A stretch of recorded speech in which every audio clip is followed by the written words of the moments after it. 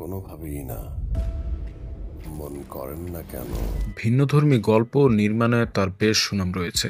সেই সাথে আরেকটি গুণ রয়েছে, গল্পের শেষ দিকে গিয়ে একটা ছোট্ট ম্যাজিক বা চমক দেখানো, যেটাতে পুরো গল্পই যেন ঘুরে যায় চোখের পলকে। এই চমক বা টুইস্টের জন্য অনেকে তাকে মিস্টার টুইস্ট বলেও আখ্যায়িত করেন। তুমি আমার ভালোবাসার গভীরতা কখনো বুঝতে পারবে না।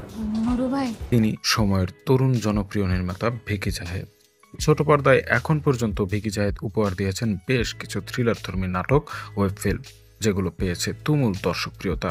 তবে দর্শকপ্রিয়তার পেছনে আরেকজন কারিগরও রয়েছেন, তিনি আফরান নিশো। অভিনেতা আফরান নিশোর সঙ্গে নির্মাতা ভিকি জাহেদের রসায়নটা দারুণ, তবে বেশ কিছুদিন ধরে দুজনকে একসঙ্গে পাওয়া যাচ্ছিল না। নিশো ব্যস্ত সিনেমা নিয়ে সদ্যই নিজের আসন্ন সিনেমার ঘোষণাও দিলেন এই তারকা। তবে এরই মধ্যে ভিকি জাহেদ দিলেন আরেক সুখবর।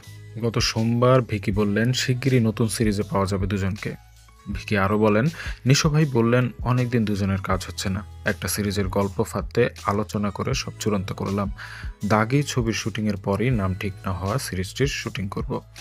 ভিকি জাহেদ ও আফরান নিশো মিলে এখন পর্যন্ত বেশ কয়েকটি নাটক সিরিজে কাজ করেছেন, যেগুলো সবগুলোই হিট, যার মধ্যে পুনর্জন্ম, রেড রাম, জন্মদাগ, দ্বিতীয় সূচনা, চম্পা হাউস, চিরকাল আজ অন্যতম। এবার দুজনের নতুন কাজের অপেক্ষায় ভক্তরা। নতুন নতুন রেসিপি এসেছে, আমরা দুজন মিলে রান্না করব আর উনি চেটে